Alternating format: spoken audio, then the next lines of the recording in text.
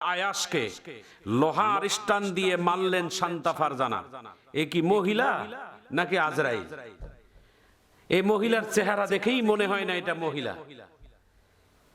আল্লাহ তাআলা নারীদের চেহারার মধ্যে একটা আলাদা সৌন্দর্য দেয়। যে নারী পর্দা করে, যে নারী ইসলামের ভিতরে থাকে, সে নারী আল্লাহ তাআলা একটা পুরুষদের কাছে একটা আকর্ষণীয় আল্লাহ তাআলা করে দেয়। এই মহিলা তো, এই মহিলার চেহারার দিকে তাকাইলেই কেন যেন একটা ঘৃণাবোধ মনে হয়। মহিলা মানুষদের সম্মান আল্লাহ তাআলা পুরুষদের থেকে 3 গুণ বেশি করেছেন। নারীদের সম্মান, নারীকে আল্লাহ তাআলা সম্মান দিয়েছেন, ইসলাম দিয়েছেন। আল জান্নাতু তাহতা আকদামিনাল উম্মাহাত, নারীদের পায়ের নিচে অর্থাৎ মায়ের পদতলে আল্লাহ তাআলা সমগ্র সন্তানের জন্য জান্নাত। আপনার নারী যদি বোন হয় তাহলে তোমার হচ্ছে সবথেকে বড় আদরের। নারী যদি আপনার সহধর্মিণী হয় তাহলে তো হলো হৃদয়ের ভালোবাসা। নারী যদি হয় মায়ের তাহলে তো তোমার মাথার মুকুট। নারী যদি হয় তোমার কলিজার টুকরো সন্তান তাহলে তো তোমার গোটা দুনিয়াটার থেকেও বেশি দাম। এই নারীকে অসম্মান করার অধিকার কারণে, কিন্তু নারীরাই যদি শরীরের মধ্যে পুরুষদের পরে নিজের সম্মান নিজে আত্মরক্ষায় যদি না করে, এই নারীর জন্য কি বলা আছে? রাসূল করিম সাল্লাল্লাহু আলাইহি ওয়াসাল্লাম বলেন, দায়ুস নারী, যেই নারী পুরুষের বেশে চলাফেরা করে অর্থাৎ পুরুষের আকার আকৃতি নিয়ে চলাফেরা করে, কিয়ামতের ময়দানে আল্লাহ তাআলা 3 শ্রেণী মানুষের দিকে তাকাবেন না আর বিশ্বনবী তাদেরকে শাফায়াত করবেন না। নাম্বার 1, যারা পিতামাতার অবাধ্য সন্তান, যারা পিতামাতাকে সম্মান করে না, অর্থাৎ যেই পিতামাতার ওসিলায় পৃথিবী আসলাম, দুনিয়া দেখলাম, যেই মায়ের পেটের ভিতরে 10টি মাস ছিলাম, এই মায়ের বুকের দুধ পান করে মানুষ হলাম, এই মা আমাকে পেশাব পায়খানা পরিষ্কার করে দিয়েছে, এই মায়ের ঋণ আমরা যদি বুকের চামড়াও কেটে দেই তবু আমরা কোনোদিন সন্তানেরা মায়ের মা বাবার ঋণ কোনোদিন পরিশোধ করতে পারবো না। এই পিতামাতার অবাধ্য সন্তান যারা হবে, কিয়ামতের ময়দানে আল্লাহ তাআলা তাদের দিকে তাকাবেন না আর বিশ্বনবী শাফায়াত করবেন না। আপনি যত হজ করেন, যত আমল করেন, যত ইবাদত করেন, যত বন্দেগী করেন, আল্লাহর রাসূল যদি আপনাকে শাফায়াত না করে তাহলে আপনি জান্নাতি কিভাবে যাবেন? নবী যদি বলে এটা আমার উম্মত না, সুকান সুকান লিমান গায়রা মিন বাদি, তুমি দূর হয়ে যাও আমার চোখের সামনে থেকে, তুমি আমার উম্মত নাও। আপনি যত হাজী হন আর যত বড় আলেম হন, যত বড় নামাজি হন, যত বড় তাহাজ্জুদ গুজারি হন, বিশ্ব নবী যদি আপনাকে স্বীকৃতি না দেয় যে আমার উম্মত নয়, তাহলে আপনি জান্নাতে যেতে পারবেন না। আর আল্লাহ তাআলা কিয়ামতের ময়দানে আপনার চেহারার দিকে তাকাবেন না যারা পিতামাতার অবাধ্য সন্তান। এই হাদিসটা আমাদের সবাইকে মেনে চলার তৌফিক দান করুন। নাম্বার 2, যারা যে সমস্ত পুরুষ এবং যে সমস্ত নারী, পুরুষ এবং নারী উভয়কে আল্লাহ তাআলা বলেছেন, অর্থাৎ পুরুষ যদি কোনো নারীর ভেষ নেয় এবং নারীরা যদি কোনোদিন পুরুষের ভেষ নেয়, অর্থাৎ পুরুষের পোশাক যদি নারীরা পছন্দ করে আর নারীর পোশাক যদি পুরুষে পছন্দ করে, এটা একটা কিয়ামতের আলামত। নারীরা থাকবেন ঘরের ভিতরে, নারীরা থাকবেন সম্মানে, নারীদের শরীরের মধ্যে থাকবেন সুন্দর কাপড়, নারীদের আচার আচরণই প্রমাণ করে দিবে ইনি একজন নারী। নারীদের সম্মান একটা পুরুষের থেকে আল্লাহ তাআলা 3 গুণ বেশি সম্মানিত করেছেন। রাসূল করিম সাল্লাল্লাহু আলাইহি ওয়াসাল্লামের একজন সাহাবী প্রশ্ন করলেন, ইয়া রাসূলুল্লাহ, আমি খেদমত করব কার? রাসূল বলছেন তোমার মায়ের। আবারও বলছেন আমি খেদমত করব কার? বলে তোমার মায়ের। নবীর সাহাবী আবার তৃতীয়বার বললেন, ইয়া রাসূলুল্লাহ, আমি খেদমত করব কার? বলে তোমার মায়ের। চতুর্থবার সাহাবীটা বললেন আমি খেদমত করব কার? রাসূল তখন বলছে তোমার বাবার।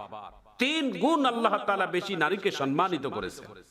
আমাদের দেশের কিছু নাফরমানেরা আছে, তাসলিমা নাসরিনের ভক্তরা, তারা বলে নারীদেরকে ইসলাম ঠকাইছেন। বলে কি কারণে? বলে কোরআন নারীদেরকে ঠকিয়েছেন, ইসলাম নারীদেরকে ঠকিয়েছেন। তাসলিমা নাসরিনের তার উপমা হলো একটা ছেলে যা সম্পদ পায় তার হাফ সম্পদ পায় মেয়ে, অর্থাৎ মেয়েটা কম পাইলো ছেলেটা বেশি পাইলো, এটাই বুঝাই যায়। আর পাগলের দলেরা মনে করে এটাই ঠিক, কিন্তু না, একটা ছেলে তো শুধুমাত্র বাবার সম্পদ থেকেই ভাগ পাবে, ছেলে তো আর কোথাও পাবে না। আর একটি মেয়ে 3টি জায়গা থেকে পাবে। যতদিন মেয়েটার বিবাহ হয় নাই ততদিন মেয়েটার ভরণ পোষণ, লেখাপড়া, চিকিৎসা সবকিছু দেখার দায়িত্ব হচ্ছেন পিতামাতার। এই মেয়েটা যখন তার স্বামীর বাড়িতে যাবে তার ভরণ পোষণ, দেখাশোনা সবকিছুর দায়িত্ব হচ্ছেন স্বামীর।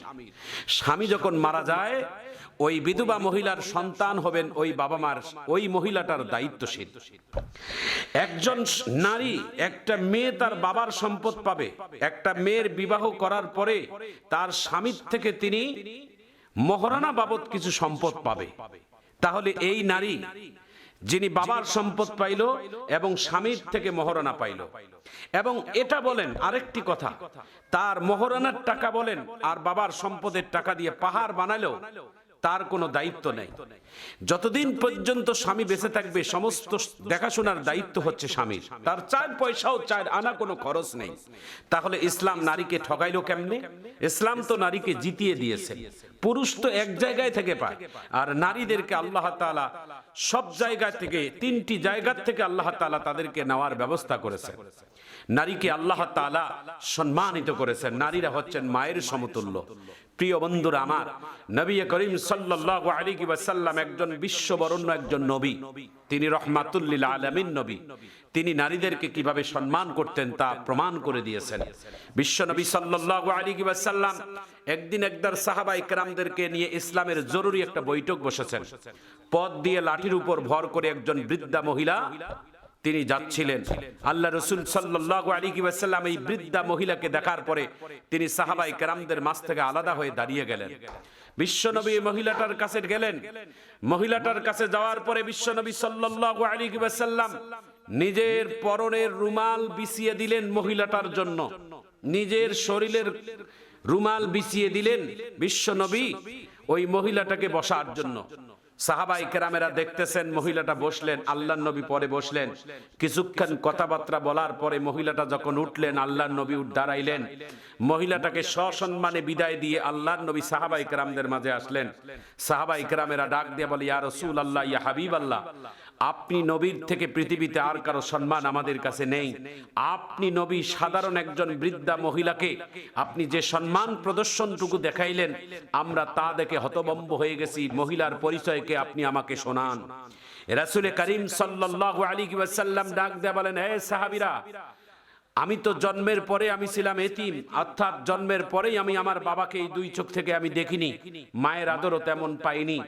যেই মহিলাকে আমি আমার নিজের শরীরের গামছা বিছাই দিয়ে যত্ন করলাম, সম্মান দেখাইলাম, প্রদর্শন করলাম, এই মহিলাটাই হচ্ছেন আমার দুধমা হালিমাতুস সাদিয়া, যার বুকের দুধ খেয়ে আমি মানুষ হয়েছি, আল্লাহর পয়গম্বর। তিনি হচ্ছেন আমার সেই দুধমা হালিমাতুস সাদিয়া। পৃথিবীর প্রিয় মুসলমান ভাইয়েরা আমার, বন্ধুরা আমার, প্রিয় নবীজি সাল্লাল্লাহু আলাইহি ওয়াসাল্লাম নারীদেরকে কিভাবে সম্মান করতেন, মা জাতিকে কিভাবে সম্মান করতেন। এই আয়াস নামের যেই ছেলেটা, তিনি কেন এই শান্তা ফারজানার শরীরের মধ্যে হাত উঠালেন? প্রিয় বন্ধুরা আমার, জাতির প্রশ্ন আমরা এটাই, একজন মায়ের শরীরে কেন হাত উঠাইলেন? এদেশে তো আইন আছে, এদেশে তো আইন আদালত আছে, বিচার আছে। আপনাদের সকলের কাছে আমরা অনুরোধ রাখব, দেশের আইনকে বিশৃঙ্খলা করবেন না, দেশকে অস্থিতিশীল করবেন না, দেশকে আপনারা অন্য পথে হাঁটাবেন না।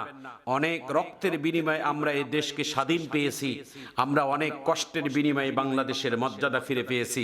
সুতরাং এই বাংলাদেশের মান হানি করবেন না, বিশ্বের মানুষের কাছে আমাদের সম্মান খাটো করবেন না। আপনাদের কাছে আমাদের অনুরোধ, জুলাই যোদ্ধা ভাইয়েরা, আপনাদের কাছেও আমার অনুরোধ, আপনারা এই দেশের মাটির জন্য রক্ত দিয়েছেন, যারা রক্ত দেয় তাদেরকে সবর করা লাগে। আপনাদেরকে আরো ধৈর্যশীল হতে হবে, আরো আদর্শবান হতে হবে। কারো কথায় আপনারা এইভাবে কোনো মানুষের শরীরের মধ্যে জানমালের আঘাত করবেন না, ধৈর্যশীল হন। ইনশাআল্লাহ সামনে আপনাদের দিন আছে, সম্মানিত অবশ্যই হবেন, তবে উত্তেজিত হলে ফেরে যাবেন। বাংলায় একটা প্রবাদ আছে, রেগে গেলেন তো হেরেই গেলেন, এই জন্য রেগে যাওয়া যাবে না। যারা দেশের জন্য কাজ করেছেন তারা তো কথা শুনবে। বাংলায় একটা প্রবাদ আছে, যারা কাজ করে তাদেরই বদনাম হয়, যাদের কাজ নাই তাদের বদনামও নাই। জুলাই যোদ্ধা ভাইদের উদ্দেশ্যে আমি এই কথাটুকু প্রমাণ বলে দিতে চাই, আপনারা দেশের জন্য, এই জমিনের জন্য, এই বাংলার জমিনের জন্য আপনারা করেছেন, বাংলাদেশের মানুষ আপনাদের দিলের মধ্যে, সিনার মধ্যে আপনাদের সারা জীবন স্মৃতিতে রাখবে। তবে আপনারা কারো যদি জান মালের ক্ষতি করেন এবং কারো যদি অন্যায় করেন, মা বোনদের ইজ্জতের উপর যদি হানি করেন, তাহলে এই বাংলাদেশের জনগণ আপনাদেরকে প্রত্যাখ্যান করবে, আপনাদেরকে ছুঁড়ে ফেলে দিবে। এই জন্য আপনাদেরকেও মনোভাব একটু উদার হতে হবে। জুলাই যোদ্ধার নামে আপনাদের দেশে কোনো আগ্রাসন করা যাবে না, সন্ত্রাসী চাঁদাবাজি করা যাবে না, দেশের মাটিতে কোনো অন্যায় করা যাবে না। দেশের মানুষের জান মালের নিরাপত্তার ব্যাপারে আপনাদেরকে আরো বেশি কঠোর হতে হবে এবং দেশের সরকারকে আপনাদেরকে সহযোগিতা করা লাগবে। দেশের সরকারকে আমাদের সহযোগিতা করলে এ দেশের আইন আরো সুন্দর হবে। এবং দেশের সরকার, আমাদের যিনি বর্তমান বাংলাদেশের প্রধানমন্ত্রী জনাব তারেক রহমান, তিনি বাংলাদেশের একজন পুরুষ প্রধানমন্ত্রী আমরা দীর্ঘদিন পরার পর আল্লাহ তাআলা আমাদেরকে দিয়েছেন। আমরা এইটুকুই বলবো, আপনি দেশের প্রধান হিসেবে ইনসাফের বিচার করুন। আপনি দেখবেন না যে আপনার দল, বিরোধী দল, কে কোন দল, যারা অপরাধ করে তারা অপরাধী, যারা অপরাধ করে না তারাই এ দেশের শুভ নাগরিক। আল্লাহ তাআলা আমাদের সবাইকে সঠিক দিনের কথাগুলো বোঝার এবং শোনার তৌফিক দান করুন।